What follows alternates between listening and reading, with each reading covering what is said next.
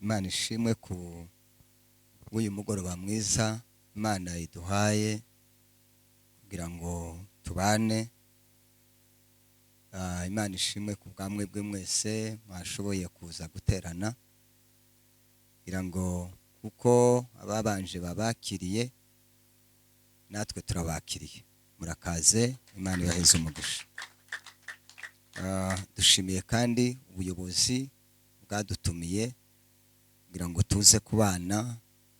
Bashumba icizere mugenda mutugirira guhagarara imbere y'abantu bangana gutya utazi curi umuntu ari buze kubabwira biragorana.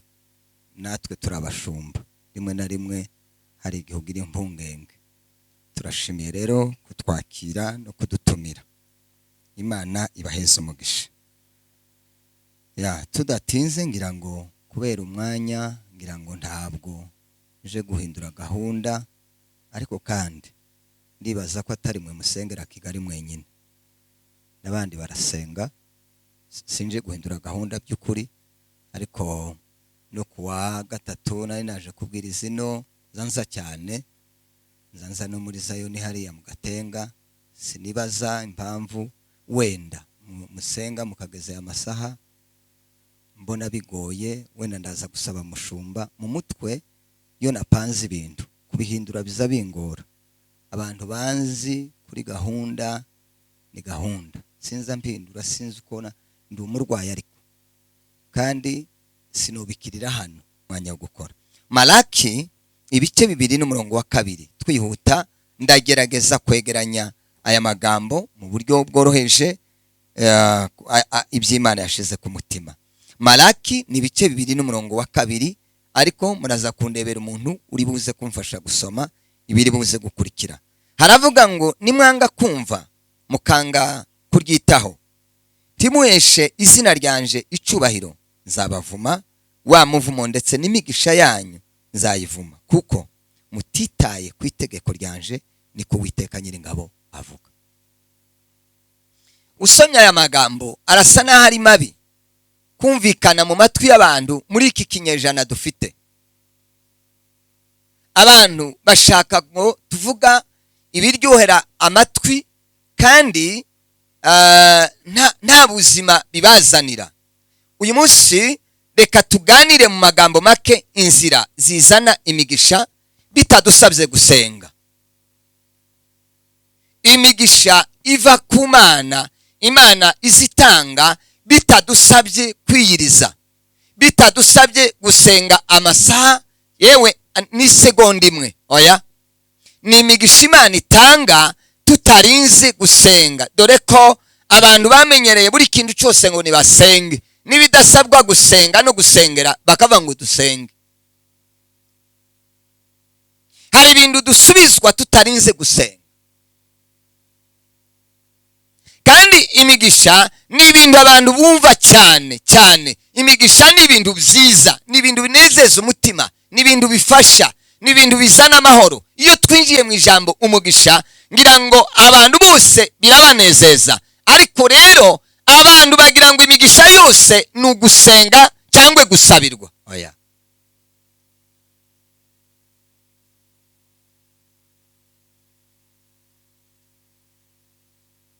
hari imigisha izanwa no gusenga, hari imigisha izanwa no kuramya no guhimbazwa no guhimbaza, hari imigisha izanwa no gutanga, hari imigisha izanwa no gukunda, hari iyo miyoboro yose niko izana imigisha y'Imana.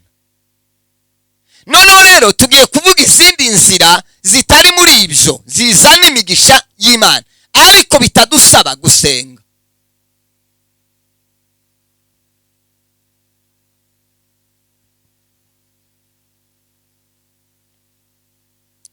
Icyambere, kubaha Imana.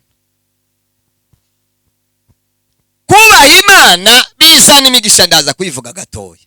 Kubaha Imana bizana imigisha. Kubaha ntibisabye gusenga. Aya,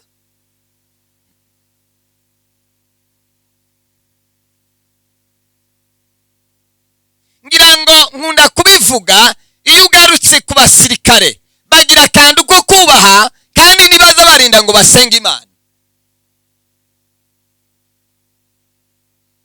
Abakristo tunanirwa gukora ibintu twakagombye gukora ngo bituzanire imigisha, tukirukira mu gusenga ngo nidusoya. Izo ni intege nkeya zo kutamenya no kudasobanukirwa.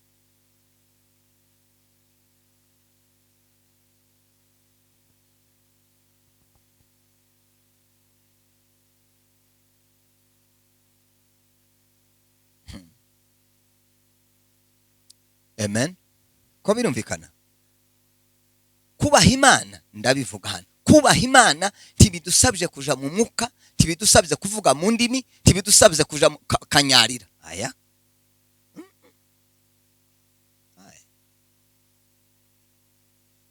Baho urugero.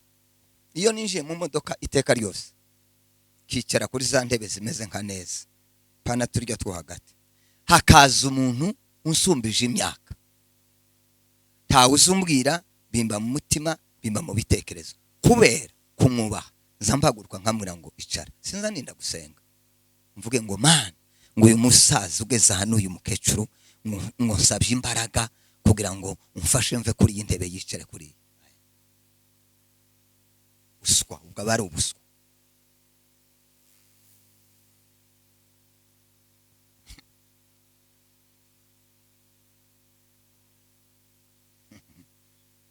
Tubanze dusome ijambo ry'Imana hano. Timoteyo wa mbere ibice 6 n'umurongo wa 6. Urwandiko rwa Timoteyo, Paulo yandikiye Timoteyo rwa mbere ibice 6 n'umurongo wa 6. Umuntu nadufashe imara nihute mvuga ya magambo.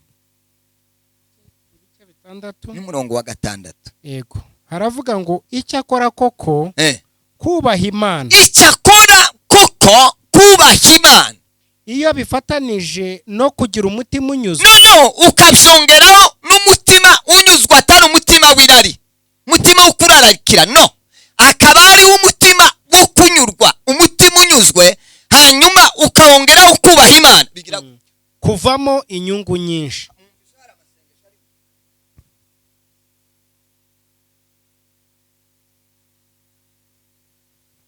Hano ntibavuze izo nyungu izo arizo. Kuvamo inyungu nyinshi ni inyungu za buri kintu cyose ushaka. Iyo wubashye Imana bivamo inyungu, ntibisaba gusenga.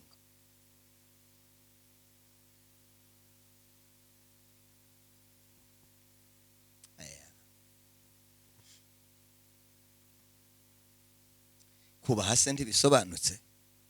Reka mvuga ibintu bimwe bibanziriza kubaha, simbisobanura ndagenda mbivuga gusa. Ibintu bivamo kubaha bigaragaza kubaha. No kuvuga konyine biza bigaragaza kubaha. Gusubiza bigaragaza kubaha. Kuramutsa undi muntu bigaragaza kubaha. Kwitwara neza bigaragaza kubaha. Kwambara bigaragaza kubaha. Nta kintu na kimwe kitagaragazamo kubaha.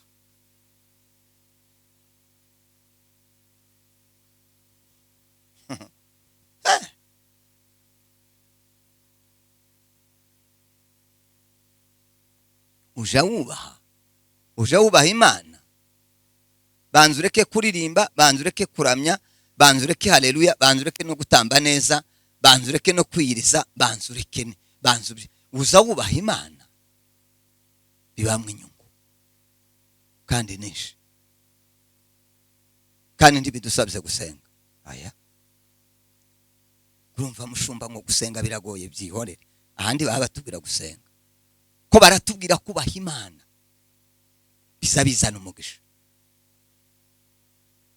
Niyo mpamvu abantu benshi bicara basenga, hari ibintu byakinzwe imbere yabo, umuntu akababwira ngo ni imivumo. Nda mivumo, banza urebe ko wubaha Imana.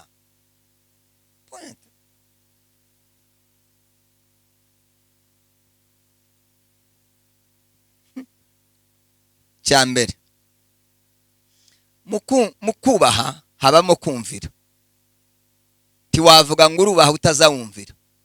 Ukubu nyine ubuno batungura nkababwira ngo mupfukame mwese. Hari wo kwibaza ngo kubera iki. Hari wo vuga atari ko kukadusuzugura. Hari wo vuga atari ko yadusobanuriye. Hari wo vuga atari ko bundi bitanga iki. Hari wo vuga atari ko ni ngombwa kugira ngo dupfukame. Kumvira biba mu kubaha.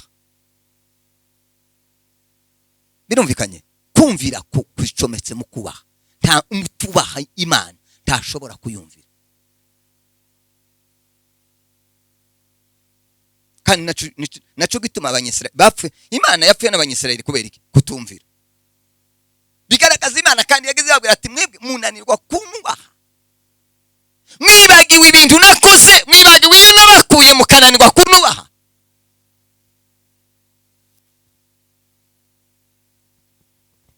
Abantu bari mu gushaka sinzi inyigisha abantu bari mu gushaka. Ubona se no Rwanda haleluya se nitera ngo igire gute? Hakurumva ari haleluya. Kurabona n'uburyo mwamureba ni ngaho ni nk'umuntu wateye bombe igaturikira hirya y'abantu ntibagereho.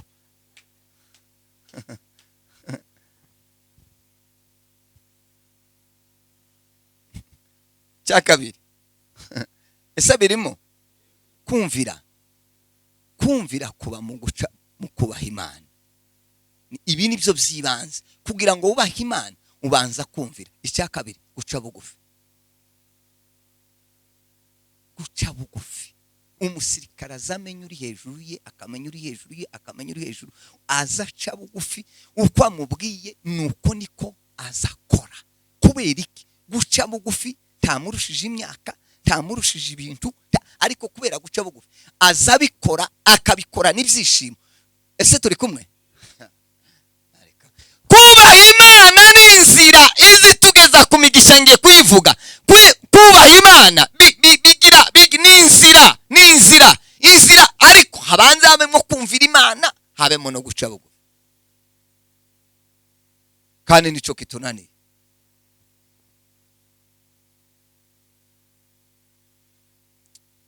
Cya gatatu gukora ubushake bw'Imana.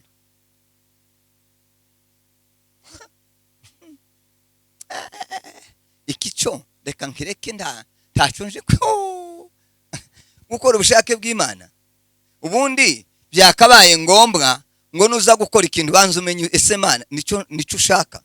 Imana niko ari yarabwiye Yosuwa, irama ndukagira ikintu ukora mutambajije uzamanza mungisha inama. Nico kitunaniye. Ukuzubona ibyo bintu byose ukora Imana iravyemeye.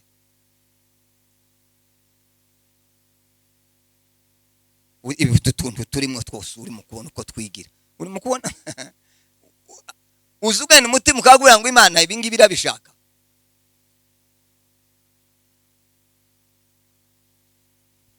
Bibiri iravuga ngo mushakashaka uburyo mumenye iby'Imana, mukora ubushakashatsi. Mu gukora ubushakashatsi nukujubaza Imana ngo ese sema amen, iki ngiye gukora urakinezere. Ubundi twakagombye gukora ibitunezeza, twakagombye gukora ibinezeza Imana, Imana nayo ikaduha ibitunezeza.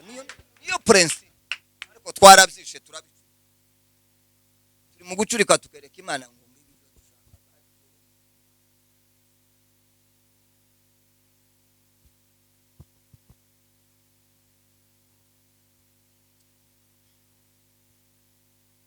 mu gitondo ni kubyo nariko nigisha abo muri burake. Imana ntabwo yigeze irema umuntu ngo imuhe uburenganzira bwo gukora icyo ashaka. Aya kubera ko iteka ryose iyo umuntu ashatse gukora icyo ashaka akora amafuti, akora none se mugira si birere ngo uburenganzira bw'abana, ngo uburenganzira bw'abaga. Ese nubwo abagabo barahaba uburenganzira bw'abamama, uburenganzira ntabwo bubaho. N'umwana w'umuntu umuhaye uburenganzira ngo nakora ibyo ashaka. None se gereza zari zavaho kandi ntizavaho, mugira ngo zizanwa niki? Nukubwira abantu ngo ndimukore ibi. Ega abajura baja kwiba ari byo bumva ari byo bashimishije. Aho umuyobozi nawe yashiraho itegeko kugira ngo ayobore abantu ngo yabatwaje igitugu, kandi nibwo buryo bwiza, niyo nzira nziza. Niyo nzira nziza. Nta kundi uyobora abantu kandi Imana yabishizeho. Yabwiye Adam ati wewe tubona ngo ushize iki giti ntukakiri ndakwiyamye umunsi wa kiri uzapfa siko byagenze inzoka iraze tawe uri mubiki karakubuza uburenganzira bwawe sibyo twaya dupfa twese ngo uburenganzira bw'umuntu ubuwese ubu kuva muri yete n'inda muntu wahawe uburenganzira bwo gukora ibyo ashaka ndawe Imana yamye ivuga gusa muze muntu ba ese turi kumwe muze munumvira ndavuze ngo ntimukarye igiti kandi muce bugufi mukora ibyo nshaka nimudagenza gutyo muraharibitse none babareke ngo uburenganzira babarekera uburenganzira bwo kugira gute bwo gukora ibyo mukora ibyo mwumva aho hanyuma havuka iki ibyiza se havuka amahoro se iteka ryose iyo umuntu adafite hava n'ahagarukira ni intambara se biblike ni ijambo ry'Imana kandi Imana niyo yaremye umuntu ngo irimo umuntu imushiriraho amabwiriza iravuga ngo we uzoza ugarukira uyagarukira ibyo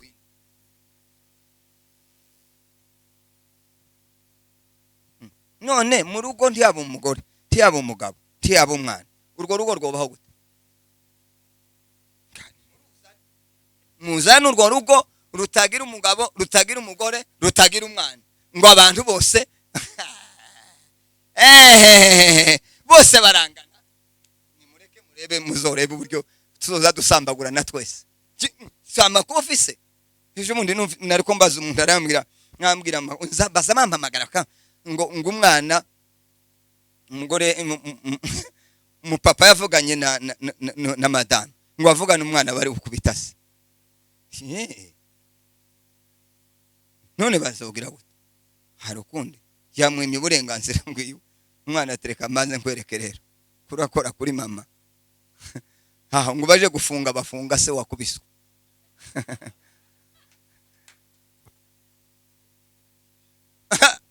isi nitudakurikiza ijambo ry'Imana sema amen ijambo ry'Imana nitudruwa ndiribamwe amayimba ndirimwe amayeri rizanwa amahoro n'umutekano kandi nda muntu Imana itahaye icyubahiro haba numwe ari umugore ari umugabo ari umwana sema amen kandi aba bantu uko ari batatu yabaremye gutandukanye yabanjire mu mugabo iramurema iramupanga ngo ize kurema uwa kabiri ayiravuga ngo no sindemu uwa kabiri ndamukura muri uyu uwa gatatu aravuga ngo uwa gatatu nzabacamo baremu uwa gatatu umwana kubera ikitamye ivuga ngo umugore n'umugabo nibabeho n'abana byo gasigyo ngiye gusobanura kangaruke hano ku isomo ryacu ese turi kumwe kumvira guca bugufi gukora iby'Imana ishaka ibyo nibiza bibanziriza umugisha wo kugira wo kubaha Imana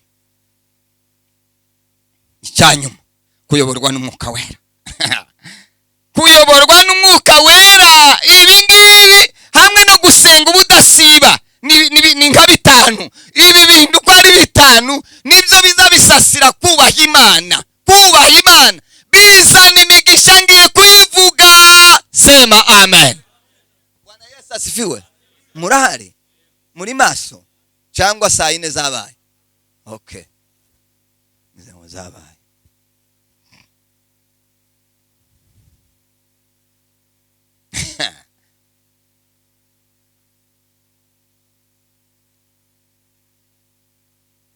cyambere kubaha Imana ni isoko y'ubugingo kubaha Imana ni isoko y'ubugingo kugira ngo umuntu azobone ubugingo buhoraho nyuma yo kwizera umwami wacu Yesu Kristo nyuma yo kumwizera isoko y'ubugingo ni ukubaha Imana banzureka amazu banzureka amamodoka banzureka amafaranga banzureka promotion bireka ibyo takiri mu isoko y'ubugingo keretse kubaha Imana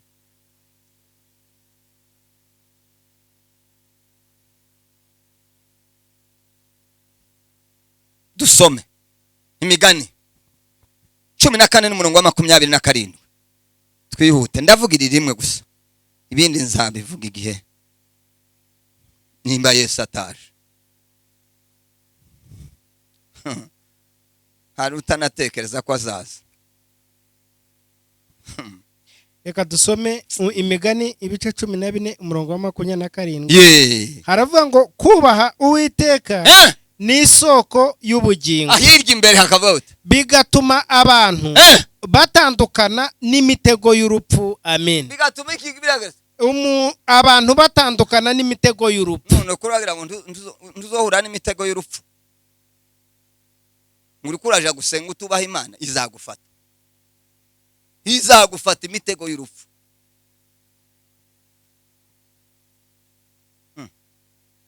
Mbabwire ngo imiryango irakigutse ngo mbonye ko uja he.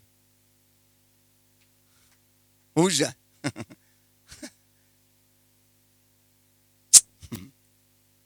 Kubaha Imana ni isoko y'ubugingo kandi ibyo ngo bizabituma sema amen. Ngo bitegura imitego y'urupfu. Kubaha Imana kuza gutegura imitego y'abanzi y'abarozi n'abicanyi. Nguri urwaje gusenga umwami Yesu Kristo ngo dutsindira abarozi ibatsinde gute? Ibatsinde utazamubaha Imana bazaza.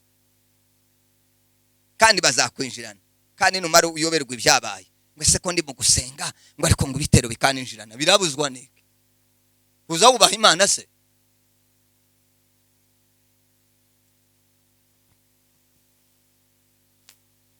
Niki cyonyine cyo gucerwa. Nukudaha agaciro ikintu cyacucu. Hari uzucerwa ukaze. Mwebwe muzamucerwa. None kubera iki mucerwa hano? Nta buremere bifite mu mitima. Nimvuga gutyo hari numva uranumvira nabo busa. Nubundi nditujana.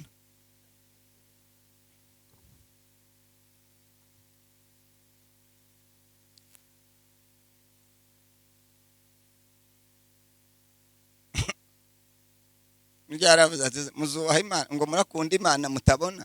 Munanirwe gukunda abantu mubona mugakunda Imana. Ikintu gitangaje.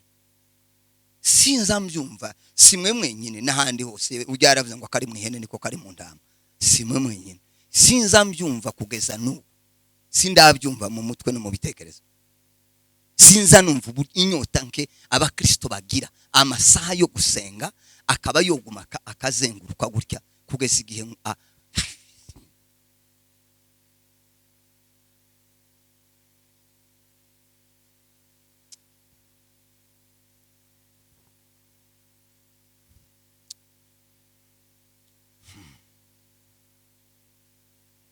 kubiriki twicaye tukicara tukaganira neza kuki tutabiha agaciro kuki tutumva ko ari ngombwa. Bibiri iravuga ngo Imana ngo mu kugaruka kwayo ntizarenza ni segonda imwe. Ikorera ku gihe. Imana izikorera ku gihe, ikora ku mwanya wayo. Kandi tukamenya kubiririmba. Aba bakaririmba ibyo badakora. Kandi kumenya kubiririmba ndabarahiriye. Birebega ko bazobisohoza. Uyu munsi nagacerere ndanane. Uyu munsi ndafurahiriho yinani ibintu ko birarura. Ndiko numva byabirura. Kandi iyo hayivuga ibintu babikora ku abinyobe. Nico inzambaza Imana kibaza. Aba bakristo mfite ko Bibiri ivuga ngo baza basa n'umwungeri. Inzana amambwira abakristo ngo ntidusa. Nama. Murasana so nimba ari Imana nimba ari inde niyo musa. Sananje. Turasane n'intege nke mugira zo kunanirwa kuza gusenga. Mugende museni. Musani Imana Imana nigira intege nke. Musani Imana se nitaza yubahiriza igihe. Musani Imana se nitaza ikorera kuri gahunda. Musani ninde wababeje.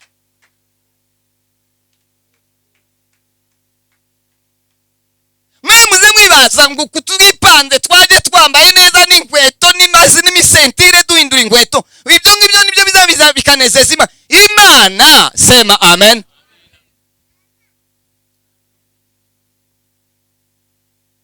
Samwigorora kimfisi y'intama. Sinono.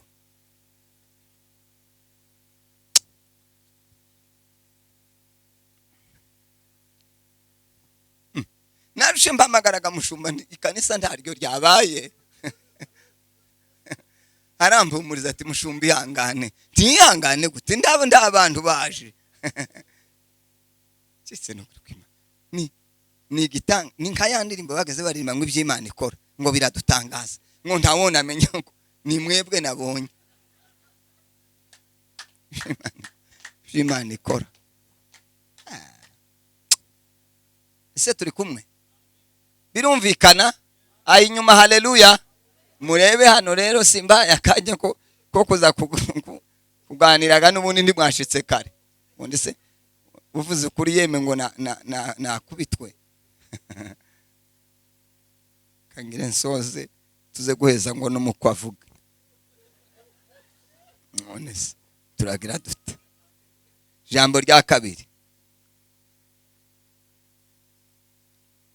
Samuel wa mbere igice cya kabiri n'umurongo wa 20. Umugisha wa kabiri wo kubaha Imana. Mbere turavuze ngo ni isoko y'ubugingo. Ni isoko y'iki? Y'ubugingo. Uri soko y'amahoro. Ingo.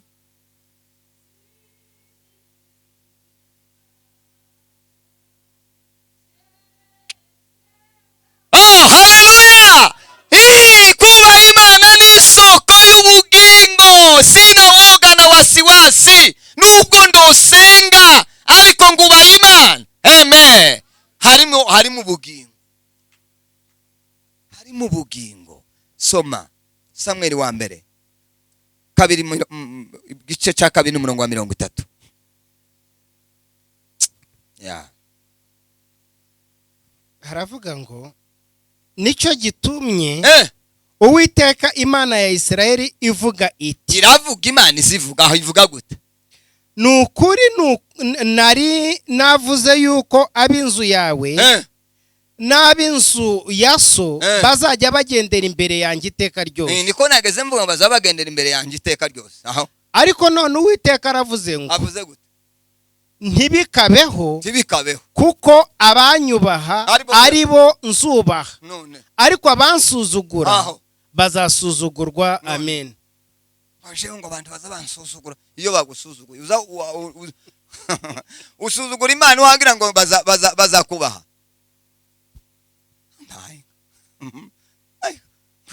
Bande ngo no mu muryango gute? Abubaha Imana nanjye nzagira gute? Nzabubaha. Harimo umugisha wo kubaha Imana kubera yuko Imana ariko sinzi ukuntu mubyumva. Imana izikubahisha iyo amaze kubona wayubashe izikubahisha. Ni kwijambo ry'Imana ri sinzo gusengera ntibisabye amashuri, ntibisabye lisanse, ntibisabye icyongereza n'igifaransa, ntibisabye gutunga amafaranga n'inzu. Oya icyuba ibyo n'ibyubahiro bya hano kwisi nabyo nibati hari n'igihe utagira. Hari n'igihe utunga ibingana gutyo ukabura no gusuhuza.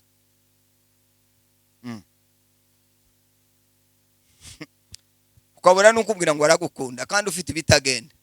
Baragukundira ikisi ibintu byawe.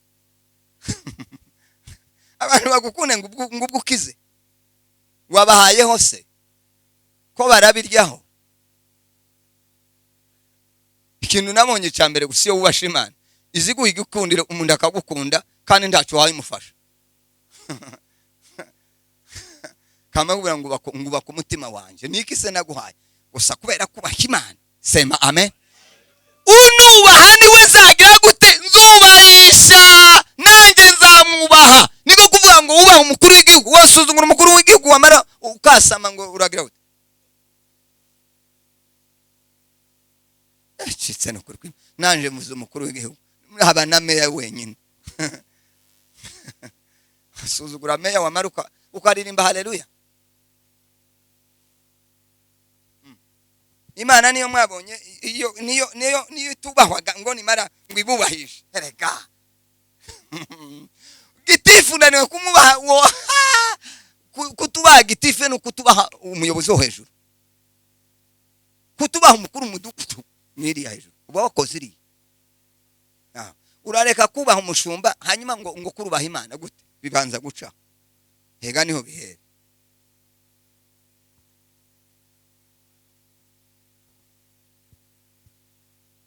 se birumvikanye. Icya gatatu Imigani 9 ibice 9 n'umurongo wa 10.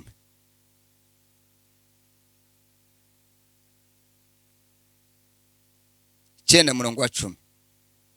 Soma neza cyane.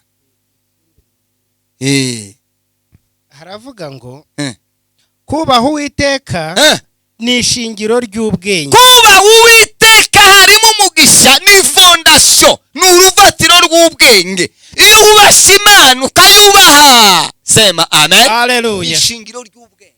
Amen. Kandi kumenya uwera ni ubuhanga. Amen.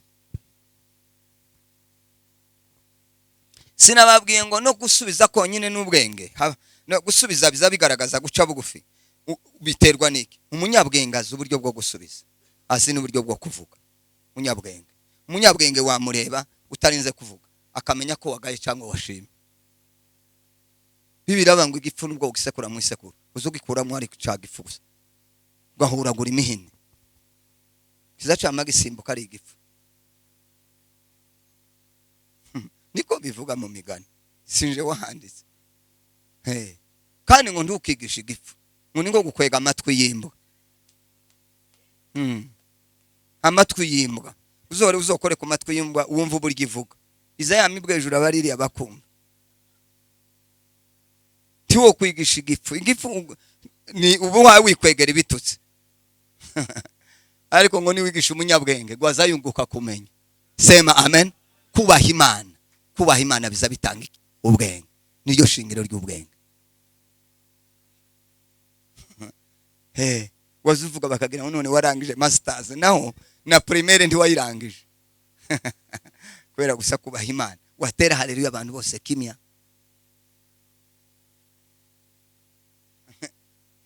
Nzubahisha uzanubahisha. Utazanubaha naje azabona.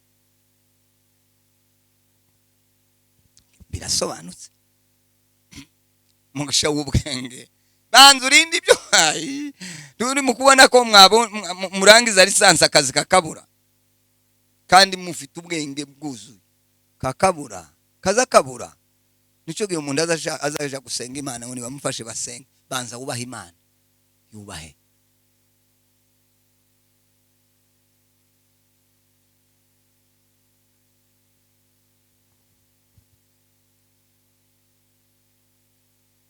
Imigani 10:27. Ni mvuga kandi kantu kamwe gusa.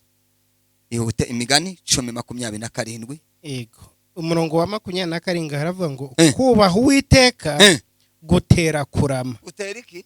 Kurama. Subiramo neza. Kubaha Uwiteka gutera kurama. Tawe ufite Bibiliya ijambo ry'Imana? Some nyine. Tawe ufite Icyongereza? Nzancumva ariko sinomenya kugisobanura neza. Ugisoma adusobanura uko ako kantu kavuga. Nzashaka ngo tusome indimi wasanga rumwe hari ukuntu rwa byavuze. Ufite Icyongereza nagisome namara tubwire uko hasobanuye. Ihute. 27 mu ijambo ry'Imana haravuga ngo kubaha Uhoraho gutera kurama. Nico kimwe. Nyamara abagome bo ntibazaramba. Abo bagome ni bande? Nabatubaha Imana gani bo bisa abagome. Ubo wagomeye Imana, kutubaha Imana ni ukwigomera. Icyongereza mwakibuze? Gisome twumve rero. Numara usobanure. So kuhabona gusa.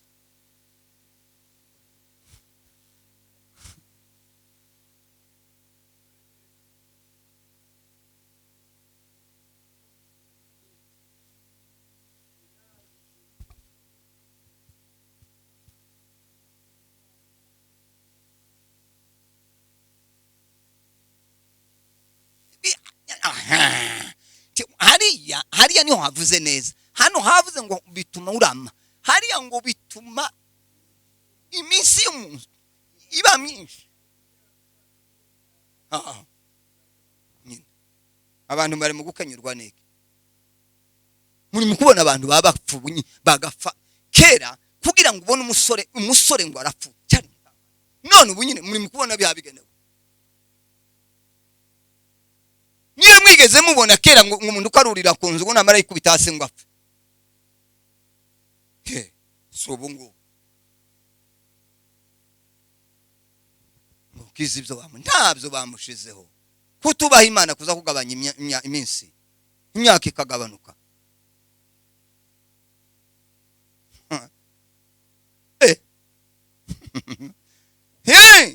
Kubaha Imana kuza gutera umuntu akaramba,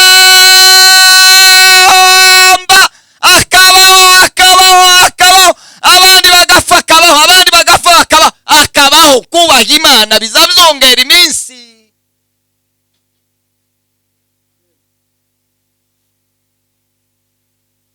Ngoje mu byuma ngo baza bapima ngo barebe ngo nyine mugende bapima ngo barebe ngo mu mubiri uko bameze, ngo bafite uturwara ngo niho bazabagira bati badapfa.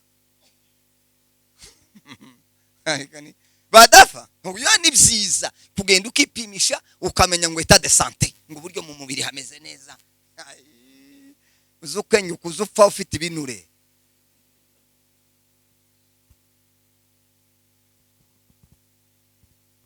Kandi état de santé isa neza. Bagasanga wagagaye ku gitanda aho. None biba byagenze gute? Kandi bakubwiye ngo ni normal, ngo impyiko ni sawa, ngo ibihaha ni sawa, ngo amaraso ni sawa, ngo uzobaza amakuru baza bapfa impyiko zimeze neza.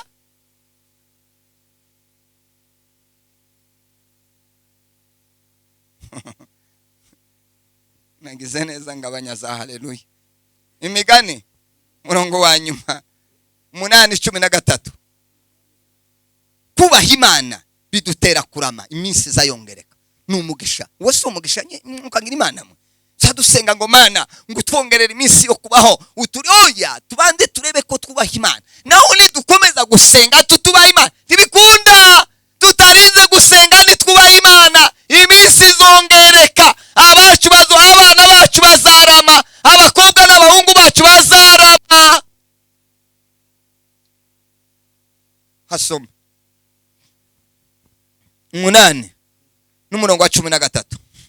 Umurongo wa 13 uravuga ngo kubaha Uwiteka nukwanga ibibi. Nukugira gute? Kwanga ibibi. Kwanga iki? Ibibi. Kubaha Imana nukwanga ibibi. Twebwe nibyo twatugotomera. Ko turabigotomera ibibi, ko turabigotomera. Tugotomera. Ubwibone n'agasuzuguro ni inzira y'ibibi. Nakanwa k'ubugoryi nibyo nanga. None Imana igira ibyo yangigira n'ibyo ikunda. Ibi bindi muri mukubona ariko muzi ibintu bihari bunyine. Muzi ibintu abantu babakora. Nakombwira abantu ahantu twari turi. Umwana w'umukobwa aragiye agoza agakanzu agapira kagera hangaha kika ngo amare yamakazinga. Nzanga enda mbona ibihigo. Yamakazinga akagira igipfunyika ahanga kugira ngo hanga hariho haboneka mapepo.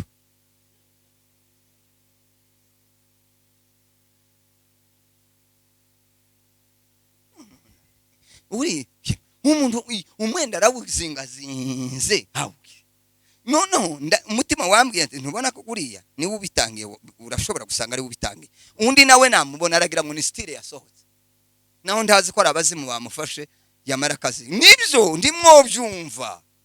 Ibi ngibi biza bimenya abanyamwuka. Abanyamwuka nibo baza bakubita vigilance bakareba bakamenya ibindi yo habipfira.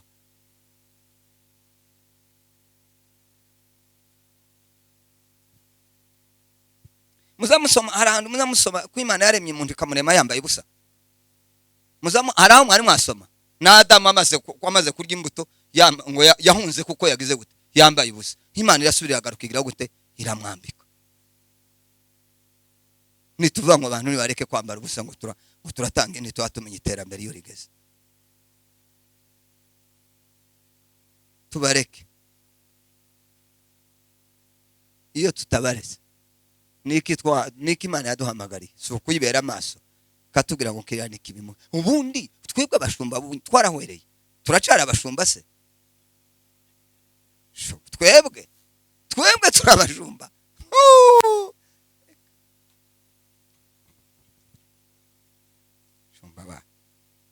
Bashumba barabakera bageze badoma nk'urutoka akavuga ati we ibi naho twe kandi mukanezerwaga ngo haleluya ngo umushumba wacu ngo we ntakibazagira wagira ngo twarapfuye ntakibazagira ubwo abaretse mukigendera uko mushaka nuko mwumva mugakora ibyo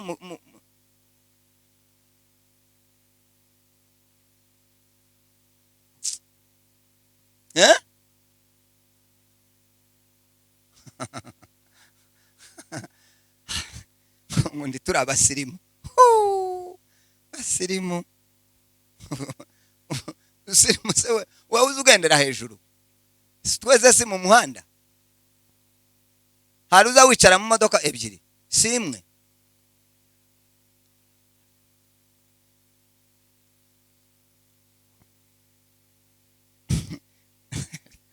kibisonzamona si bibi ko turabereka inzira ya Yesu Kristo niko ijambo ry'Imana rivuga ngo ukunda ngo iby'isi ngo gukunda Imana tikuba kuri muri we gukunda iby'isi mwamugira ngo niki iyo babivuze baragira ngo none nugusambana no kwibaniki ubundi se kwiba buzugira ngo umuntu yiba bikunze samagorwa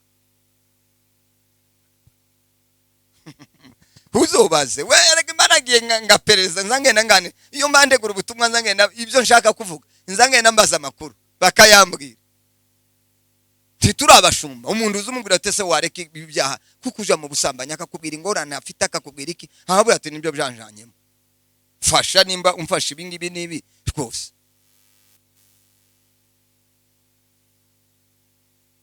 nigeze gusanga umwe yabyimbye byamaze ko wabyimbye ni ngo yarwaye iryinyo kutaja kwa muganga ngo nta mituweli none ifaranga uzukorera uzijana hakari akazubamo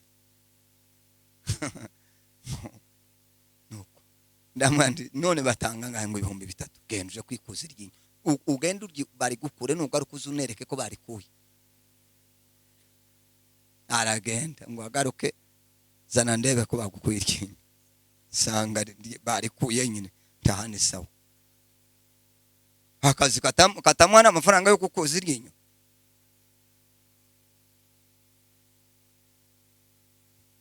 ariko tukarima iby'isi Yesu yabi ai wabivuyemo nyirarariwe urarikira kubonye gusa umira akubonye ngo ni sawa akubonye ngo ni sawa akubonye ngo ni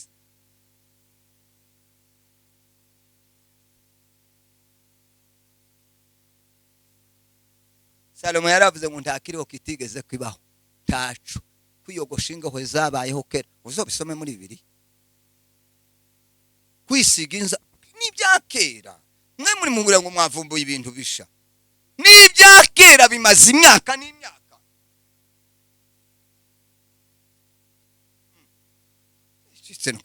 abangaba nabo bari mugura utudupantaro dufata n'utwakera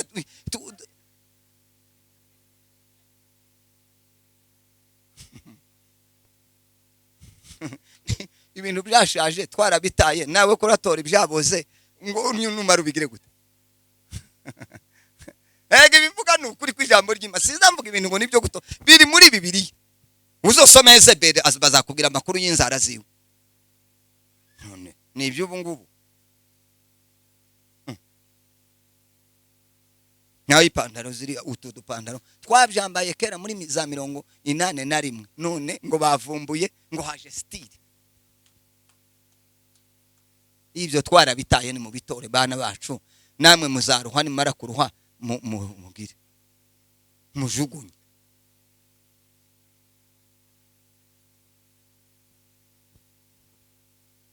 se birumvikanye nja kumusozo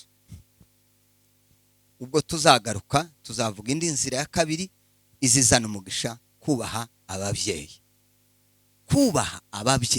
ni inzira izizana umugisha kubaha ababyeyi ni inzira n'isoko y'imigisha itagira kwingana kubera iki umubyeyi papa na mama nibo mana ya mbere y'umwana. Bisubiremo, ababyeyi nibo mana ya mbere, kubera yuko umwana azaza guhumura akabona se na nyina. Umwana aza yerekwa Imana na se na nyina, iyo batamweretse Imana ntazamenya Imana. Gituma musanga nitugwagaruka kuri iri jambo, nakaga gakomeye isi ifite akaga. Kubera iki? Kubera abana kutubaha ababyeyi.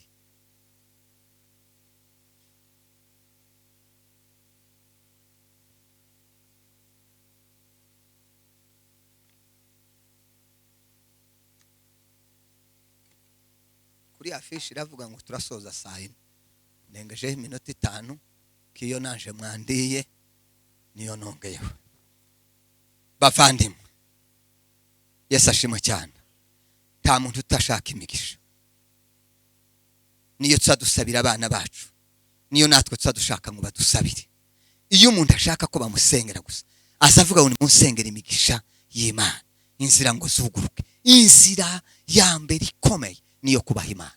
Nitwubaha Imana, nitwubaha Imana. Mwibuke gutegeka kwa 2 haravuga mu bice 28 ngo nimwumvire Imana. Siryo jambo twavuze riri mu nzira yo kugira gute yo kubaha Imana, ngo nimwumvire Imana, ngo imigisha yose, iyi migisha yo harimo imigisha itagira kwingana. Nitwubaha Imana ni inzira yo kumvira iyi migisha. Tutarinze gusenga, tituzaja mu butayu, tituziyiriza, oya, nitwubaha Imana gusa. Harimo imigisha iriya twavuze n'iyindi tutavuze, iri mu nzira yo kugira gute yo kubaha Imana. Twubaha Imana, iyo migisha izatugeraho igere no ku bana bacu. Imana ibaheze umugisha.